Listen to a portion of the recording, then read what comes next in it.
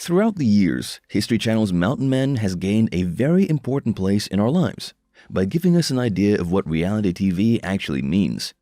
However, while we love seeing people successfully living off the grid, it's undeniable that this lifestyle makes the show's cast sometimes even more unreachable than regular television stars. Getting first-hand information or constant social media updates from the stars of Mountain Men is somewhat of a hardly achievable goal, which also means that knowing for sure if they're well or even still alive is difficult. This is the case of the mountain man Marty Meierotto, whose apparent plane crash has awakened a wave of speculation on the internet. Are these rumors true or false? What happened to Marty? Keep with us to know all the details about Marty's life, his well-being, and the reason behind his exit from the show. It's common knowledge for any Mountain Men fan that Marty Meierotto flies a Piper PA-18 Super Cub, which is a monoplane model which stopped production around the 1970s. Though Marty is a pilot skillful enough to take his vintage aircraft anywhere, that doesn't mean he doesn't face problems from time to time. In the third episode, Closest Calls, aired in 2014, Marty is seen taking a nosedive while flying his plane. Although the incident fortunately didn't kill him, it was enough to leave him stranded in the middle of the Alaskan wilderness, with virtually no means to survive a wildly cold night. Just like the expert survivalist Marty is, he got out of that terrible situation safely, but it will remain as one of the most enduring situations the audience ever saw him going through. Other than that, there are no further records of Marty ever crashing his plane or having such severe problems with his aircraft. As one of the original survivalists featured in Mountain Men, it shouldn't surprise us that Marty Meierotto was a fan favorite through and through. That also means his fans were heartbroken to know that he was leaving the show in 2019. Although sometimes TV stars prefer to leave details about their exit from TV shows in secrecy, this is fortunately not the case of Marty. As he explained in the episode Final Farewell, aired in 2019, the 8 seasons he spent in Mountain Men were very precious to him, but he needed to put his priorities in place and spend more time with his then 13-year-old daughter Noah. I thought a lot about it, and that's the decision I made. It's gonna be the best for her and family time and all that. While no one is surprised that Marty put his family first in this matter, this doesn't mean he didn't consider his time on TV as valuable. I'm glad we all got to tell a story, and I hope it's helped people understand what it's really like out there, he said. Though he also clarified that his compensation from the show wasn't related to money or fame, but to know that he gave something back to the world just by being a trapper. Though Marty Meierotto is no longer in Mountain Men, he's still a survivalist in Alaska. Nonetheless, his life indeed has recently gone through some drastic changes career-wise. As it happens, in late 2019, Marty officially retired from the Alaska Fire Service as a radio traffic pilot, an occupation he'd had for 5 years, and which allowed him to help prevent the spread of wildfires in the Alaskan bush. Given his time with the organization and his countless contributions to preserving the environment through his work, Marty was honored by the Alaska Fire Service with a celebration attended by over 100 people, family, friends, neighbors, those who knew him from his days in the Smoke Jumping Academy back in the 1990s, and many others. He was a character from the start, had everyone laughing, a great dude who lifts up the morale around him, usually by making fun of himself, said John Leons, Marty's former co-worker. Interestingly, Marty retired from the Alaska Fire Service for almost the same reasons he left Mountain Men. As Marty said, he wanted to spend more time in the woods. I've been in this state for 30 years, and I've barely scratched the surface. It's so immense, it's pretty neat. The centuries-old Mountain Men tradition really has an important role in the history of the U.S. by opening trails, helping immigrants from the East, and contributing to the expansion of commercial routes. The Mountain Men of the 1800s played a vital role in the construction of the country we know nowadays. While today's trappers and survivalists who follow this lifestyle don't necessarily have to do the same things as their ancestors, keeping this tradition alive is a big deal in itself, which Marty Meierotto knows very well. Though he's a native of Wisconsin, his first experiences outdoors date to when he was just 8 years old, when his father taught him the basics about trapping.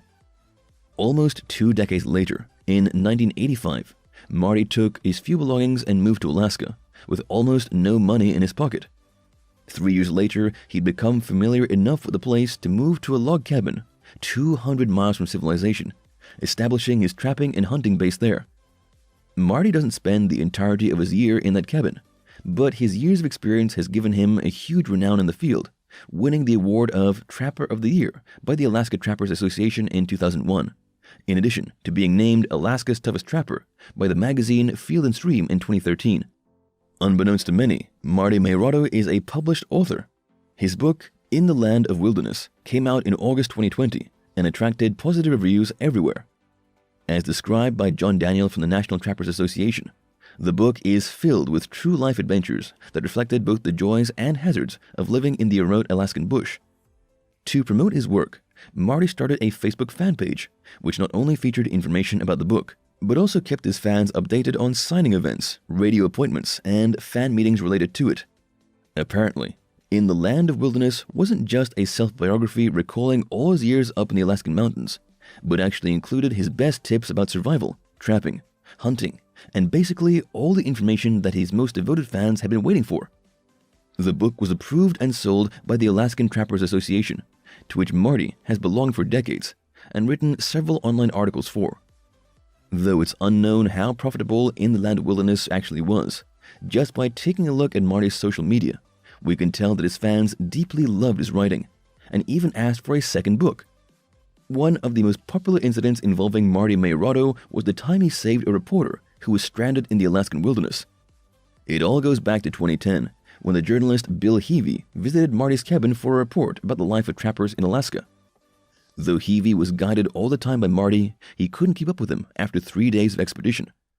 At some point, both men went out to explore a trap line some miles away, but sensing that he couldn't physically continue with the trip that day, Heavey convinced Marty to let him go back to the main cabin alone.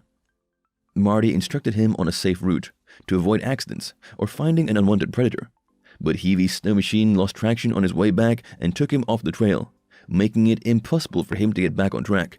Right then, Heavey realized he would most likely die that night when the temperatures lowered without him having a refuge or fire.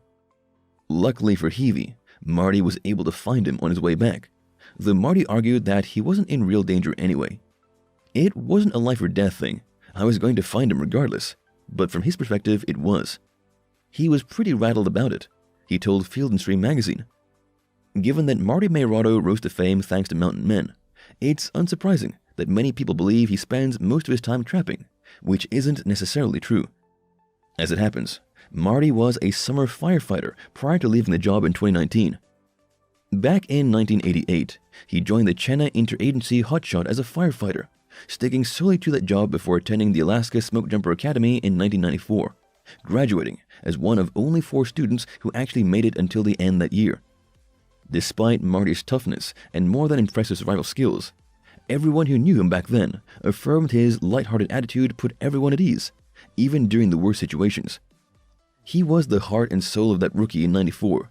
He's a great dude to have on your side, Marty's former classmate Todd White said in a 2019 interview.